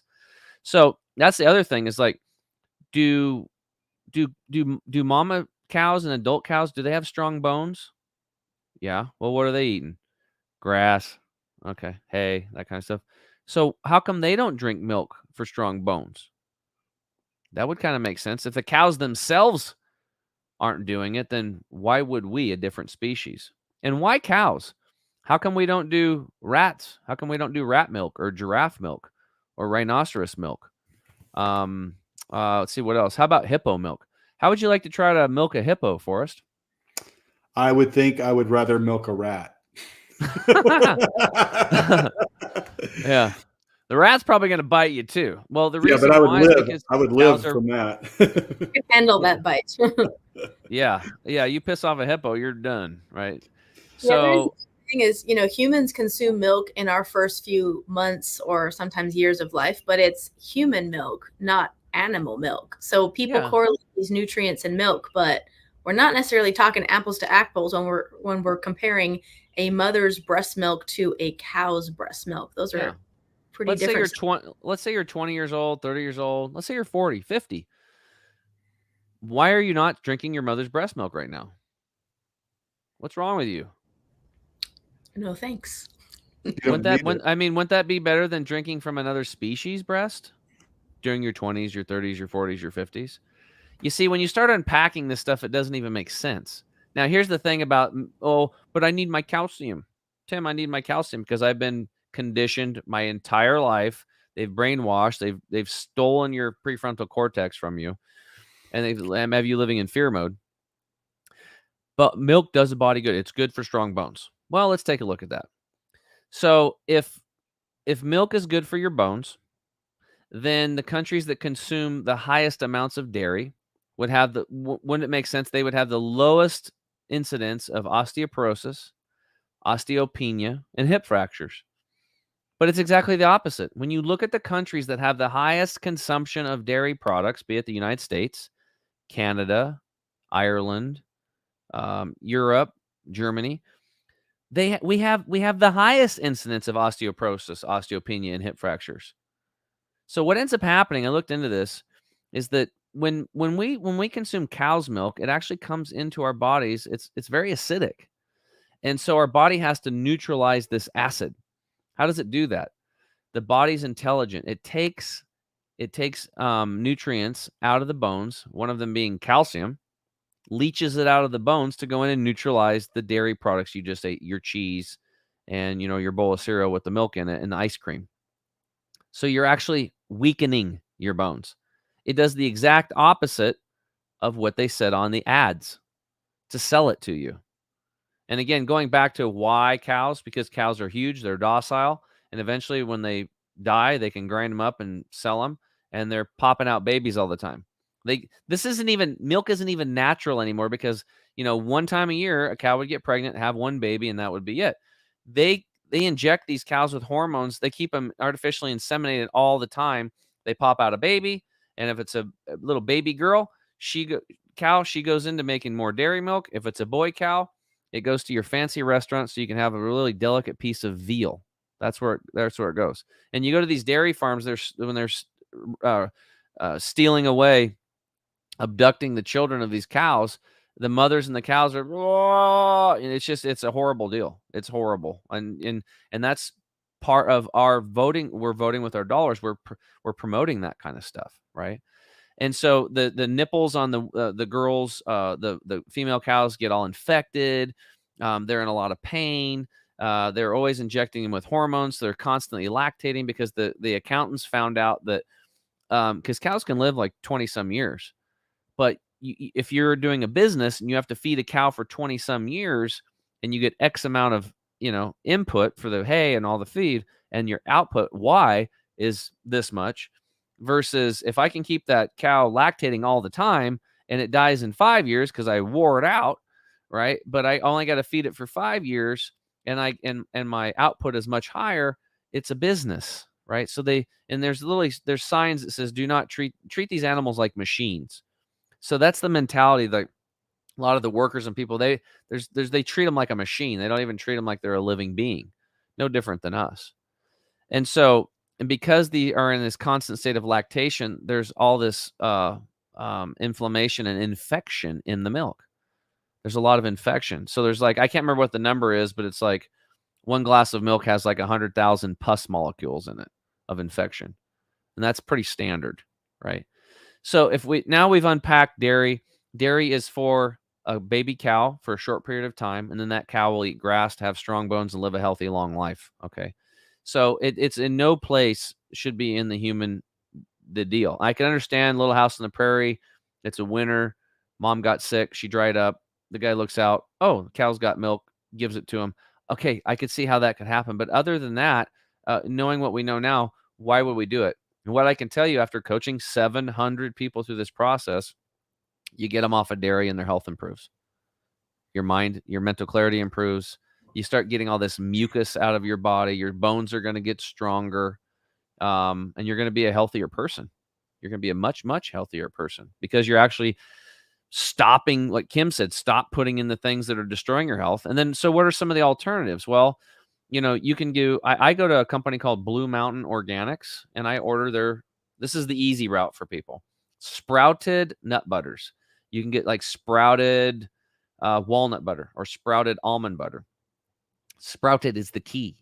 Okay, because it's much more bioavailable. And then you just take your blender, high-speed blender, put some good water in it, put like 16 ounces of water, whatever, put in a tablespoon or 2 or 3 of your sprouted nut milk and blend it for 5 seconds. Very minimal blending, very minimal, because you don't want to destroy the nutrients. And voila, you have a nut milk that you can use to make your chai tea lattes, your matcha lattes. You can put it in your coffee if you want to, and you can make it thicker. The more butter you put in, you can get it more like half and half, or you can have it 1%. You can play around with it, and you could put that on some type of Ezekiel brand cereal, or something that's healthy. There's very few cereals that are actually healthy, but that's how you do it. And yeah, in the beginning it might taste a little different, but after you've gotten on these types of milks for a while, and I've went back and I've tried a little dairy or something like that, it's like, ooh, it tastes weird. And at first the almond milks tasted weird. So there's a process of adjustment, but just be careful in the stores, guys. The reason I wanted you to go to Blue Mountain Organics is because if you go to the stores and you start buying almond milk and it has xanthan gum in it or gellan gum, and you're going to start doing these milks on the daily because you were doing it's movement. It's better than what you were doing. But eventually those gums, these are emulsifiers. They're toxic to the intestinal line. They're going to start destroying your intestinal villi. These are the hair-like structures that line your small and large intestine. And over time, that's not good. So if you need to do those as a bridge food, getting off of dairy to the store-bought ones, try to find the ones without xanthan gum, without gellan gum, and also without any type of seed oils. I would avoid seed oils. So xanthan gum, gellan gum, and seed oils. Let's talk about seed oils real quick, because that's another big one that people have, I think, it's been normalized in our food and fast food, but there's also this sneaky misconception that people think it's healthy because it comes from a plant or seed. So what's your views on seed oils? What oils are actually healthy for us, and what are the oils we need to stop consuming and cooking with? Okay. Well, flaxseed's a really good one to talk about to start this topic, because it's kind of like one of the super health foods, in the health food arena. A lot of people know about it. In that 4 Core Secrets ebook, we actually give you a very special recipe with flax to make a very special flax water to heal your gastrointestinal tract. So through the soaking process. So when you look at a seed in its natural state, okay, there's fat in there, right? And when you squeeze that seed or press it, out comes the oil. That's where the oil comes from. Now, this is the difference between cold pressed and heat pressed. Now, they don't call it heat pressed. They call it expeller pressed. They use an expeller machine. So it squeezes the seeds or the nuts at very high pressure points, right? That squeezing creates heat. And then that heat turns that oil into a lipid peroxide. Lipid peroxides are cancer-causing agents. So just like the casein in the dairy, you're drinking cow's milk, you're giving yourself a little bit of cancer, does the body good, right? Same thing's happening with these seed oils. So if you see expeller pressed, run from the door. Don't walk. You do not want to put this stuff in your body. Okay. And so that's why you want cold pressed. Okay. So when it comes to these seed oils for major corporations, and when they're putting out lots and lots and lots of it, the first question is, well, let's go back to the origin of the seed. Was it an heirloom seed? Was the seed genetically engineered or genetically modified? Was that seed grown in nutrient deficient soils? Was that seed sprayed with, as it grew into a plant, pesticides, fungicides, larvicides, herbicides, chemical fertilizers? Then it was harvested. How was it processed? Was it expeller pressed or cold pressed? These are all the kind of questions. And if you're just blindly grabbing something off the store shelf, I can guarantee you you have a 99% chance that it's not. It's all the bad stuff or a combination of them. That's just the statistics. Look around. How many people are really healthy? Like being healthy, because at age 37, I wasn't healthy. Now I'm 50, and I walk around and people comment. I get comments on my health all the time. I'm like an oddity now And I'm not even as healthy as I could be. I know I've got room for improvement. I'm a lot of room for improvement. Like it's a lot, which is Well, Tim, exciting. all you Yeah. have to do is watch a movie from the 70s, 80s, and 90s, and you'll notice the evolution of the cast members. If you see a scene where there's a lot of people, walking through New York City, or people on a dance floor, as every 10 years, they seem to get larger and larger and more unhealthy. Yeah. Yeah. And then it's like, oh, we can't talk about that and blah, blah, blah. It's because you can't shame somebody. Well, there's no, what the shame is like, you're going to have to face this reality, and it's probably going to end up being at your home or at a hospital, and it's not going to be fun. Okay. You are not going to have a fun ride. The quality of your life is going to suck, and you're going to end up in crisis mode. There's not a lot of really old, overweight people. It just doesn't happen. Okay. The overweight stuff and most of it is not your fault, because you didn't know about the wheat. You didn't know about the dairy, so I didn't know about any of this stuff. I didn't know about the dirty dozen, those 12 vegetables that were the most sprayed crops everywhere. And this is a whole new world for me. But what I didn't like is like, I don't like being lied to. And when I found out that there was actually toxic stuff, and I could go into a grocery store and buy it and eat it, and it was slowly killing me and poisoning myself, I had a big problem with that. Okay. I had to let that kind of go a little bit just for my own health, because I was creating so much stress. But I was mad. I was upset. So, and I think you should maybe get upset too in the very beginning. But at the end of the day, it's really simple. Stop buying it. Stop. Stop giving them money. They will stop making it. It's supply and demand. If you just say, okay, well, if nobody buys yellow cars, then guess what? They will stop painting them yellow. Why? Because nobody's buying them. They don't want yellow for some reason. Well, we're going to double down. We're going to have twice as many yellow cars. That company's going to go out of business. They got it. We drive industry. Don't ever forget that.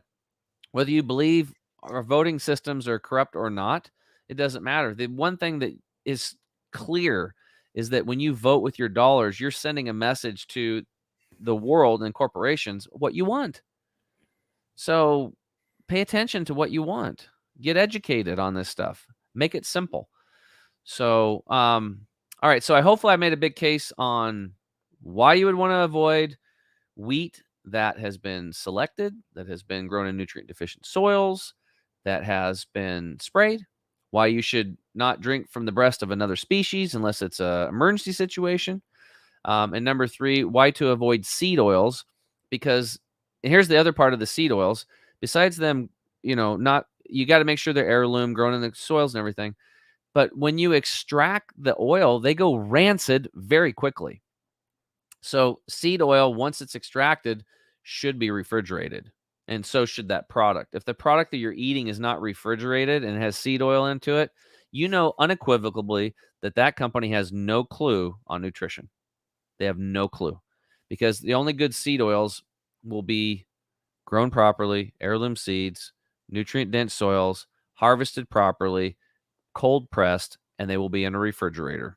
That's where they will be. So seed oil's not good. India, that whole country of India is there's seed oil billboards all over the place, and all these other countries, as they adopt these things, their health goes down the toilet, just like the United States. And India's health is going down the toilet, and cardiovascular issues are on the rise. Well, one thing that I opened my eyes up to years ago, I came from the banking industry, credit card processing. I was a pioneer in the early days of what they called electronic draft capture. And one of the things that Wall Street really liked about our business model, that is, it was reoccurring revenue. So it gave us a lot of power to leverage a company, whether you're selling, whether you're borrowing money or whatever. And one thing that I've looked at is in the last 15 years, maybe even 20, other businesses have been trying to get into that reoccurring revenue model. And I can tell you this, I had a huge discovery. It was around 2004, because I was listening to the radio and somebody said 73% of all people were on some sort of psychotropic drug. And we had about 700 employees in the company. I went to my head of my HR, and I asked her this question. I said, "Hey, I heard this. Is it true?" And she said, "Yeah, I see what we're spending on our medicine." And at that moment, I'm like, Their business model is just like ours, reoccurring revenue. Yeah. And that stuck with me now. In the last 10 years, I've seen, the healthcare industry go like this. And if you look at the number of medicines that we're all now required to take, I mean, you can't find anybody hardly that isn't on some sort of medication. Our kids, first thing they want to do is they want to put you on medication to control your behavior. They want to put you on medication to control your anxiety. Every solution in society today is medication.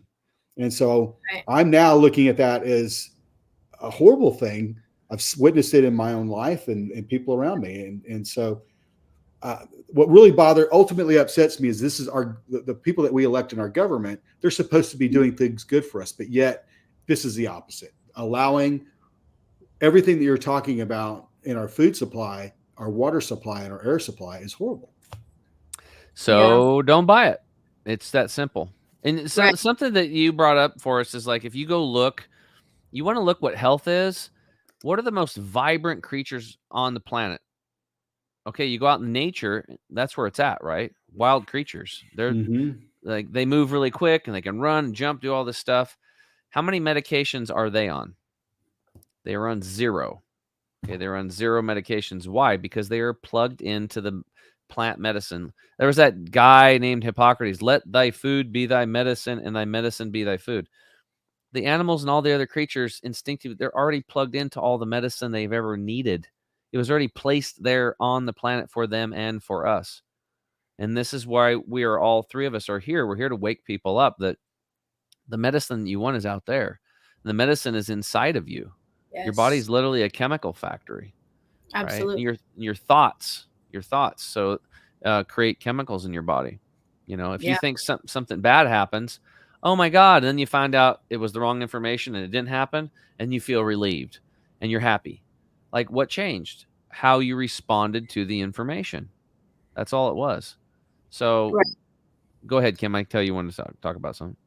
Well, you're talking about how our body's chemistry and how our body not only creates chemicals, like we are chemical and electrical beings, right? So the goal is to get your body functioning optimally to make its own good chemicals. Meaning the solution is not necessarily synthetically to boost or reduce things that are imbalanced in our body. The goal is to get our body into balance so that it can naturally maintain that homeostasis or harmony, but also so that we can produce those things naturally. So, for example, the hormone melatonin, which is for our circadian rhythm of sleeping and wake cycles. Yes, we can take melatonin supplements to artificially boost that melatonin production, but the goal is also the holistic approach means to target it at the root of what the problem is, as well as addressing the symptoms.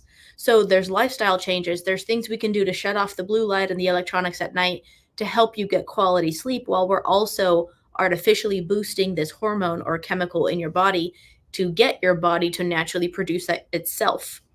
So this approach that we're talking about with nutrition, with lifestyle habits, we're not just trying to prescribe a pill for every ill. And we're also not telling people that they can't enjoy life. We're saying that balance is the key. And in general, nature has created everything we need. Our body is designed to perform at its best, but we have to give our body what it requires for optimal function. And then something else you said about the way our thoughts affect us. So the calories in, calories out approach is very common, especially in the health and fitness world, where people who read labels are taught to look at the calorie intake. And I had this wake up call with my nephews who are 6 and 8 and who are getting into sports. So now they're trying to eat for muscles, right? Yeah. And we're eating something and they're telling me about the caloric content in their kid way. They're talking about the calories in their food. So obviously someone had taught them this. And I started picking their brain about what they're really going for, because obviously they're not trying to lose weight. They're trying to be healthy for sports, right? So we're keeping it simple because they're kids, but I'm also explaining it to them in a way that whatever you eat, each bite of that food sends your body chemical messages that tells your body what it wants it to do. So if you eat a spoonful of ice cream or some kind of sugar content, it's telling your brain, hey, we're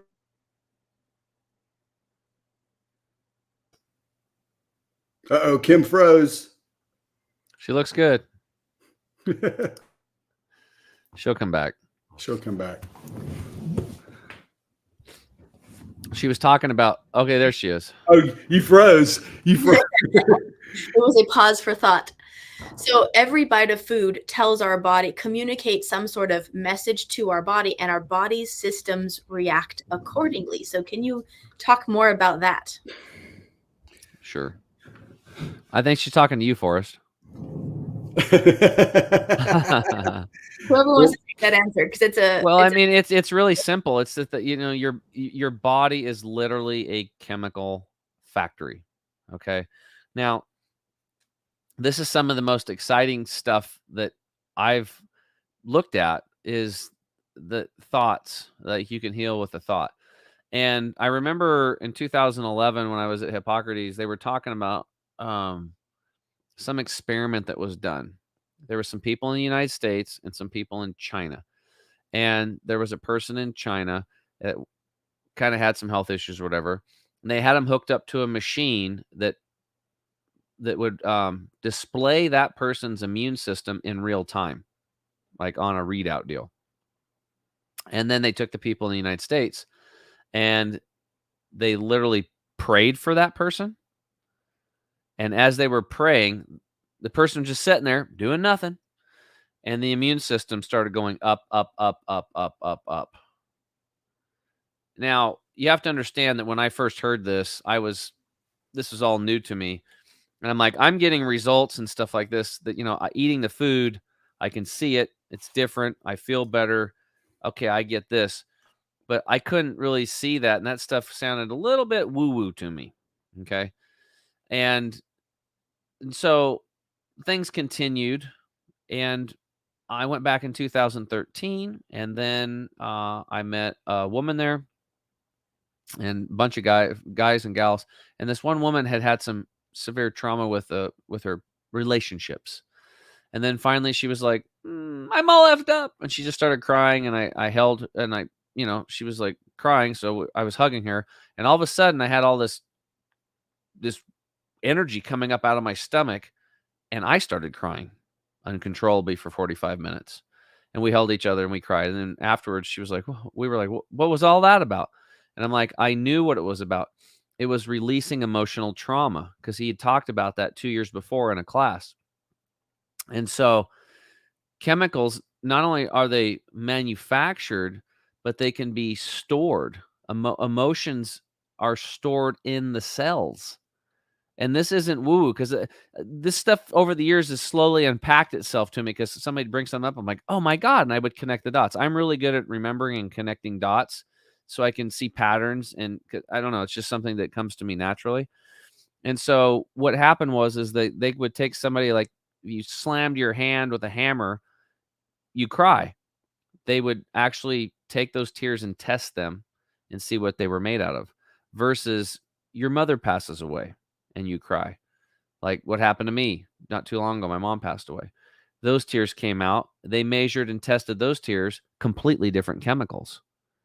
So what they found out is that when you have when you're crying, when it's not like getting, slapped or poked with, or hit with a hammer, that you're actually detoxifying toxic chemicals of emotion that you were carrying around for how many years. Like it's a lot of weight to pack. And they actually come out of the body and they come out through crying. So it's a very powerful form of detoxification. Now I can tell you that after I cried for 45 minutes, I felt like I was literally floating around on a magic carpet, just walking around. Like I felt 2 days ago, I was watching, I don't know if you guys seen that kid that's autistic, was on American's Got Talent. His name's Cody Lee. It's like unbelievable. Okay. The guy's autistic. He's kind of blind and he hears a song and he can play it he plays it like 2 or 3 times and he can do it perfect with his piano. Wow.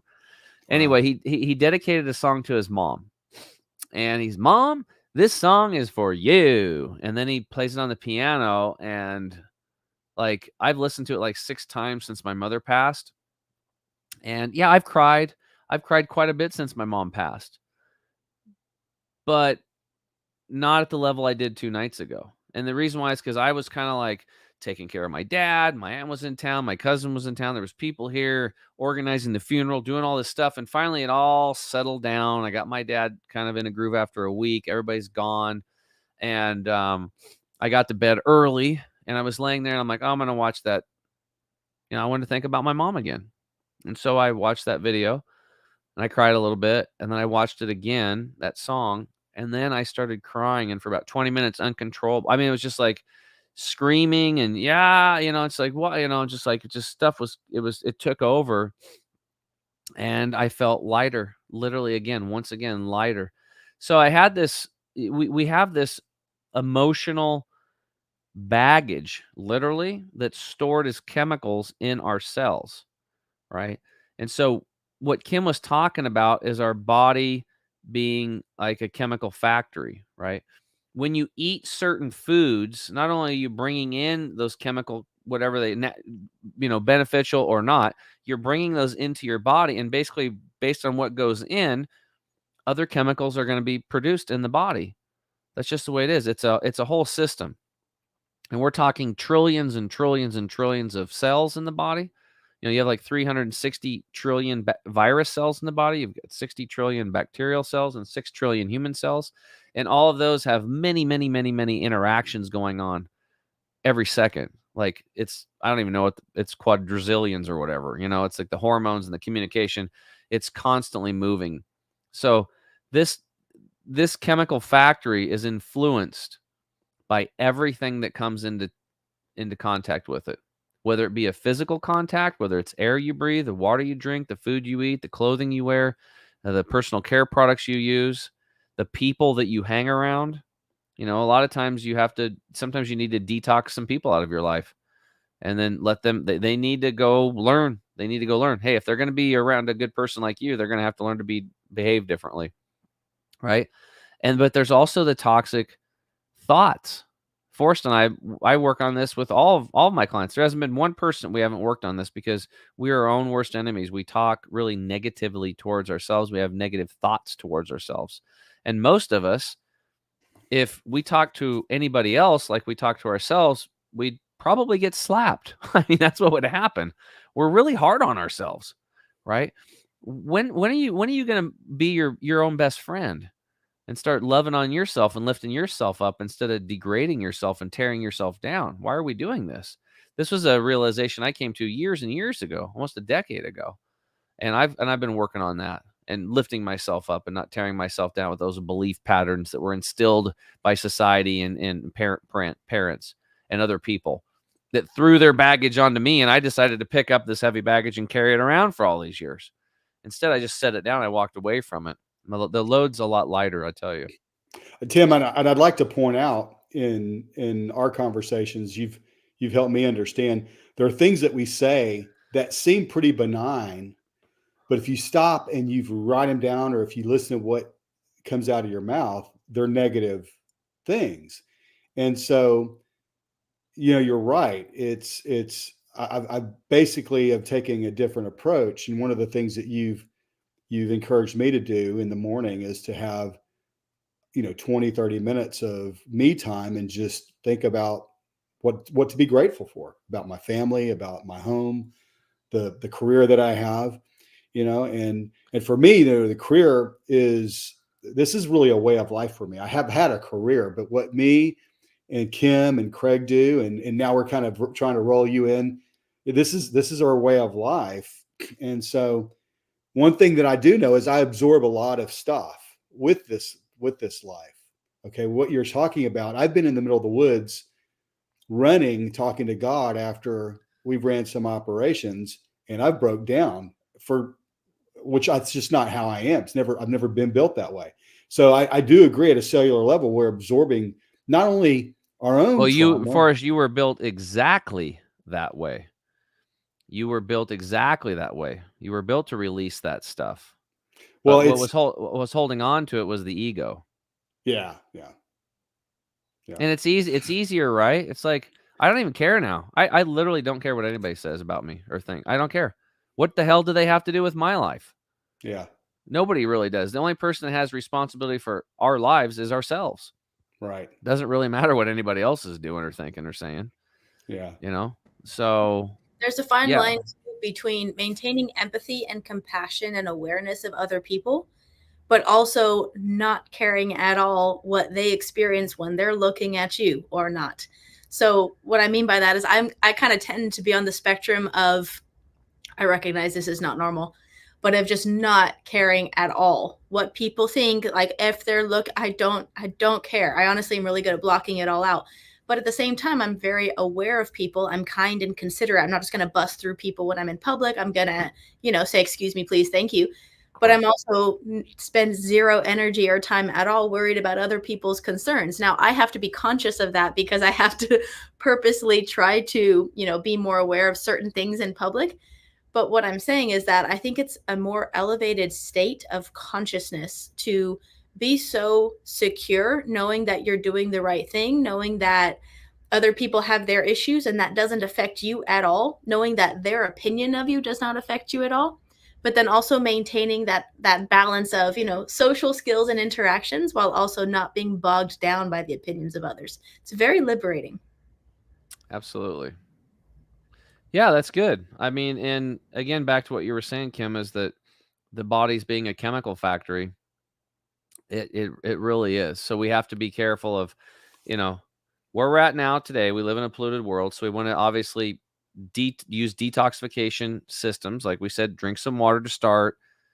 You could, drink some greens, take some gut detox, get that kind of stuff going. Do some, if you want to do enemas, colon hydrotherapy is a great thing to do because you can get that stuff out in a day or two, cleaning that 6 to 12 pounds of stuff out.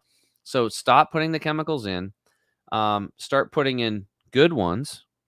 Start feeding your body with good and your mind with really good thoughts, right? Hanging around people that lift you up and support you.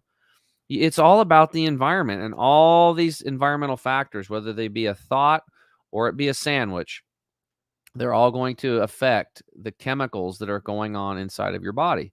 And you want to be having awareness around that, because if you can get your body clean and then just flood it with all these naturally occurring types of chemicals that come from plants, phytochemicals and stuff like that, and you have really good thoughts, and you learn to drop the ego and let go of the baggage and cry from time to time whenever necessary and needed, you're going to feel a lot lighter. And your body's going to heal a lot faster. You're going to lose weight faster. You're going to get your mental clarity back. All the things, it'll just start tumbling in the right direction for you. And it just kind of builds upon itself. And you can literally heal yourself in a thought. I've seen it happen. But in the meantime, you can do all these strategies that we're sharing. Indeed. One of the most impactful stories you shared one time when we did a live stream was about a doctor or colleague of yours who only accepts clients. He has a 100% success rate in helping people heal themselves. And he only accepts clients based on one very strong rule he has about other people in their life. Can you tell that story? Yeah. So this story was related to me from another doctor friend of mine about a doctor who treats cancer patients. And hopefully I'm getting the story correct. But the gist of the story was that the guy does have like a really high success rate. It's like 100% or very close to it. And which is pretty remarkable, right? It's like, sign me up. Like if I had cancer, that'd kind of be the guy I'd go with. It's like kind of makes sense rather than the other options. And but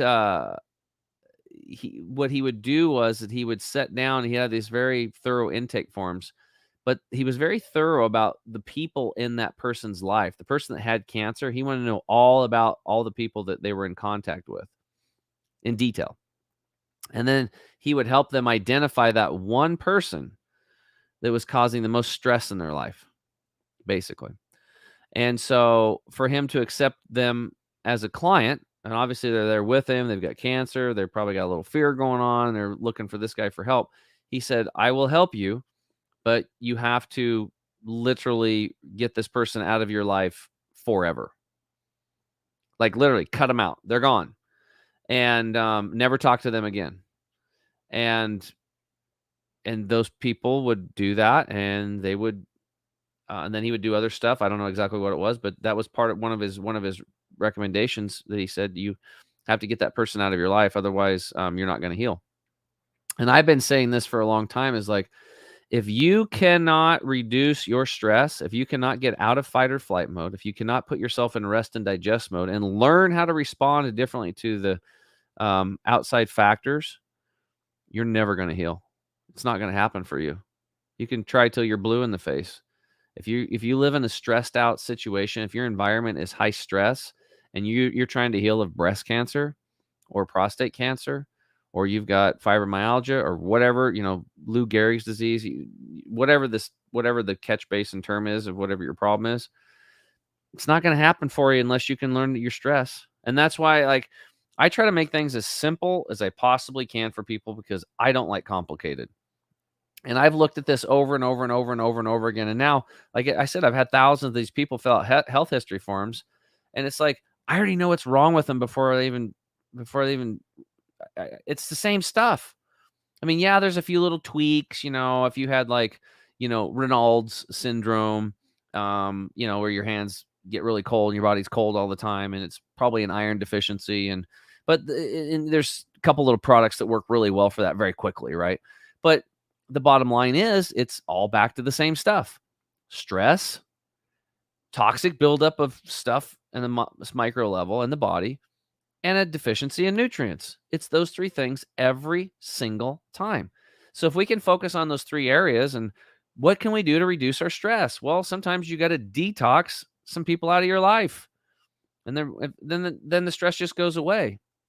I had like kind of an emotional wrestling match recently with my mom passing, because I realized that after she was gone, like I had a lot more time on my hands, because when you're a hospice or caregiver for somebody going through cancer and stuff like that, it does take a lot out of you. It does. That's why usually the spouse that's taking care of the other spouse that's sick dies before they do. It's a tremendous amount of effort. And I actually felt I had a sigh of relief. I had a huge sigh of relief that my mom was gone. And then what I wrestled with was I felt guilt for feeling relieved. But then I gave myself some grace, and I was like, I'm a human being. Like it's okay for me to feel relief. That was a lot of work. I did my part. When she needed me, I was there. She's gone now. And it's okay to feel okay about not having to take care of her anymore because she's not here. And I kind of wrestled with that for a little bit because I was starting to feel guilty that I felt good. And I'm like, this doesn't make sense. Why would I feel guilty because I feel good? Like, I had a great relationship with my mom.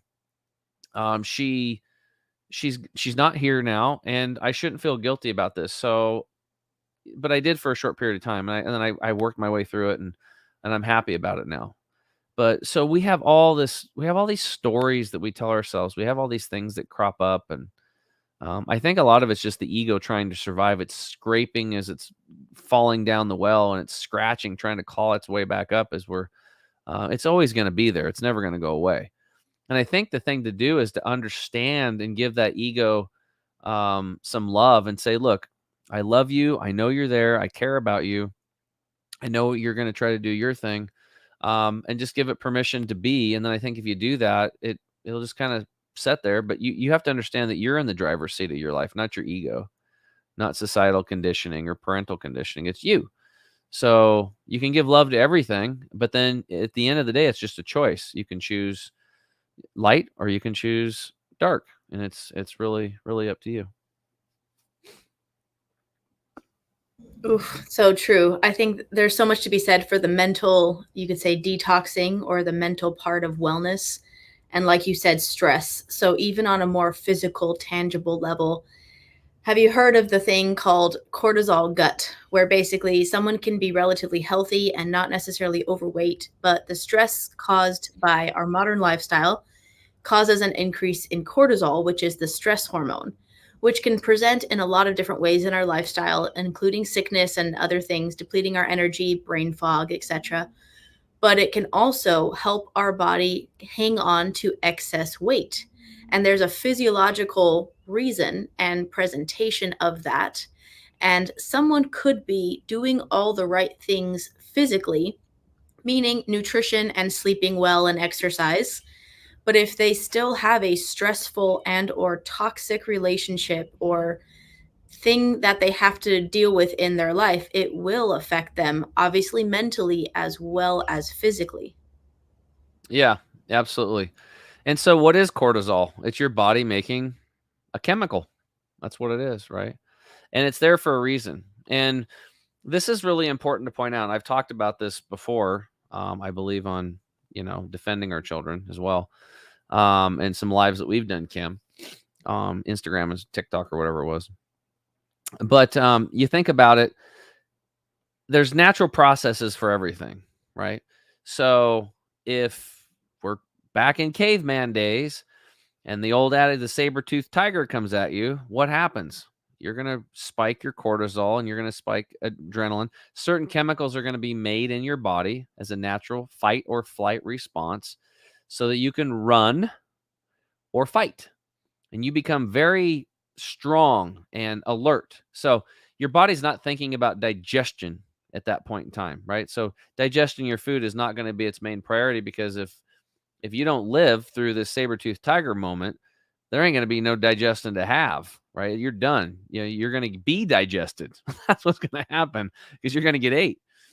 So your body makes chemicals, and you guys have seen this where a car falls on a child and a woman picks the car up and pulls the kid out, like Superman strength. Where did all that come from? It came from chemicals. Like, this is the human potential. It's unbelievable what we can do. And we see it from time to time, and we see it in sports, and we see it in these moments of tragedy where people save people, like people amp up and they get stuff done. Well, a lot of these things are happening because these chemicals, our body is flooded with chemicals, right? And these chemicals are supposed to be what? Used for a purpose. They were given to you because of this circumstance, this fight or flight. Here's some chemicals.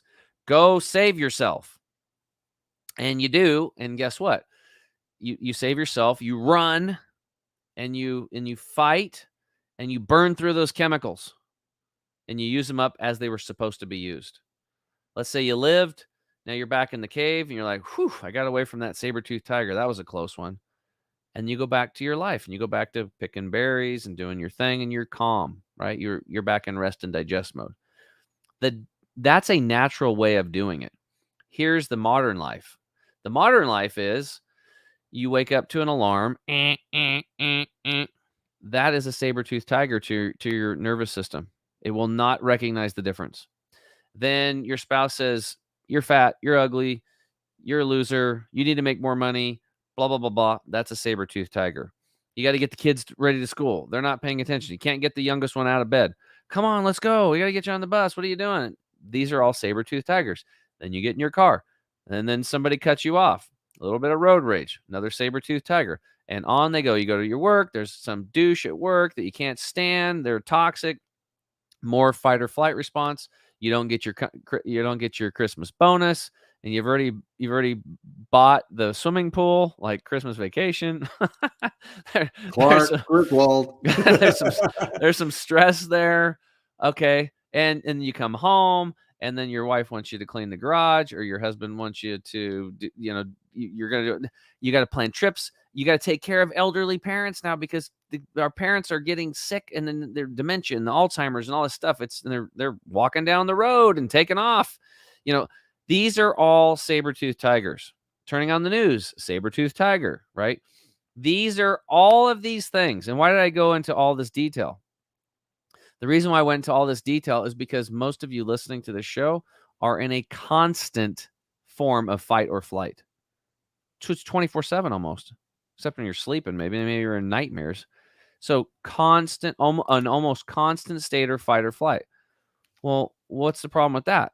Well, those are all saber-toothed tigers, fight or flight. Your body's going to produce chemicals because it recognizes you're in fight or flight mode. You need to run or fight. And so cortisol and adrenaline is pumped out. But the difference is that you didn't run and you didn't fight. Those toxic chemicals were not used properly for their natural purpose to save you. And those chemicals that were there to save you now become a toxic soup, and they're killing you. This is why if you don't learn how to respond to your life and only find the benefit of it, no matter what happens around you, you're constantly going to be in a fight or flight mode. And this is why that one of the reasons why that doctor says you got to cut that person out of your life completely. And this is why, Forrest, when I work with people, I make them watch their language to themselves adamantly, because those things, even your own voice to yourself in your head, can cause fight or flight, right? We have to pay attention to the nervous system. We have to pay attention to our nervous system. We have to stay in rest and digest mode.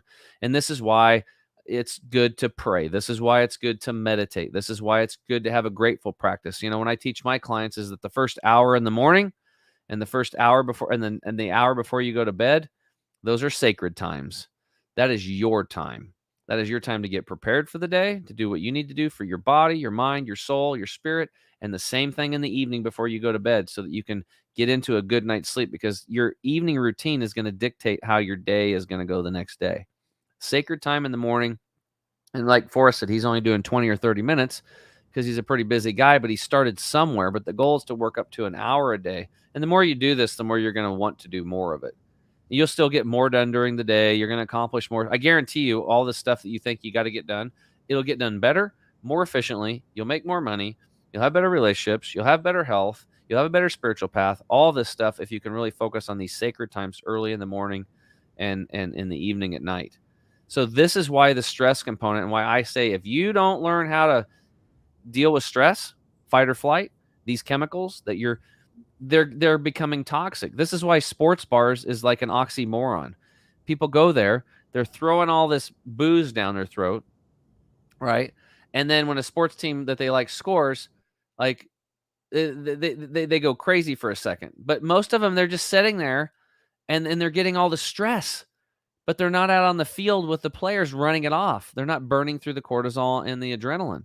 So you're literally poisoning themselves double, because they're not moving their bodies and they're putting toxic chemicals in the form of alcohol and sugars into their body. So it's like a double kill zone. And gluten-free pretzels. Yeah. Oh, that will totally negate all of that. You can do tequila and beer, and as long as you're doing gluten-free pretzels, you'll be healthy. Right. So I like to give people action steps, since it's so important for people to take this information and do something with it. So do you have a very simple, like, breathing exercise or some sort of stress reduction practice that you can recommend for people? This isn't an all-inclusive full protocol. This is more like, what's a small tip that people could implement today and tomorrow to help lower their stress and manage their emotions? Okay. Well, I alluded to that sacred time. I think it's good to carve out at least 5 minutes, probably 15. Let's carve out 15 as a minimum. And let's just do that. So if you can take 15 minutes in the morning and at night, and again, it's like, just when I'm saying this, I can already hear the voices in people's heads going, I don't have time. Well, the question is, you got to go look in your mirror, and are you fully fulfilled in your life? If the answer is no, then you might want to not listen to your ego and your brain and start listening to your heart and start loving yourself enough to make an investment in you. I mean, my goodness, like, if you're not going to do it, how can you expect anybody else to love you? So 15 minutes, and you can do some breath exercise. So you can simply just breathe in deeply through the nose like this, pause at the top, and then release out through the mouth. Nice, long, slow flow. Just let it all go. Pause at the bottom with your lungs completely empty, and then back in through the nose. Nice deep breath. Fill up the lungs. Pause at the top, and release out through the mouth. Okay, now while you're doing some breath work, and if you have a different breath work, I don't care. Do it. Just breathe. Do some deep breaths in and out. It doesn't really matter. Just do something, okay? Don't get hung up on, am I doing the breath work right? And this guru over here said to breathe like this, and this one said to push the nose closed, and there's all a bunch of different stuff. The habit is more important than the technique. If you want to experiment with different types of breathing techniques from time to time, go ahead. Find what works for you. But the most important thing is setting your butt down and saying, I love me, and I am who I am, and that is enough. And that might be a good little mantra to wrap up your day with and start your day. I am what I am, and that is enough. I am what I am, and that is enough. I am what I am, and that is enough. You could say that 3 times when you wake up and 3 times before you go to bed. Do some breath work, and while you're doing that breath work, you can feel grateful for the people in your life and get excited about the people that you're going to boot out of your life, and get the toxins out and get excited for this information. It's like, wow, maybe I listened to this show and it's like, these people really resonated with me and there was a lot of stuff here, and I'm going to take that one thing and I'm going to go do it. And I got benefit from it and come back, and you can come listen to this show again, share it with other people. But that's something you could do, Kim, is have that sacred time in the morning, get at least 15 minutes, do some breathing exercises during that time. And then while you're doing the 15 minutes, do your little thing. I am who I am, and that is enough. And then be grateful for the people in your life, and see yourself having a great day, and just taking 15 minutes and then forget about it. And then you can move on with your day. If you want to extend that to an hour and you have the time to do it and the wherewithal, make that sacred hour from the beginning. Go for a walk, take your supplements, drink lots of water, move your body, do some yoga, do some stretching. And then in the nighttime, you can do the same thing. Maybe you take it in far infrared sauna. There's just a bunch of things you can do. Get your little routines going, and then have that sacred time. I love it. Thank you. We've covered so much great information today, and I want to end with a little bit of a summary, but also give people the hopefully motivation that no matter where they are in their journey, this matters too much to ignore. So don't be embarrassed. Don't feel overwhelmed if you haven't really begun or if you don't know where to begin. I want to encourage people to take whatever that first step is for you. So today we talked about practical things like adding more water to your daily routine, drinking more water, and making sure it's quality water. We talked about not inundating your body with gluten and dairy and sugars and seed oils and things that are pure toxins and that overload your body's toxic load and make it harder for you to perform at your best.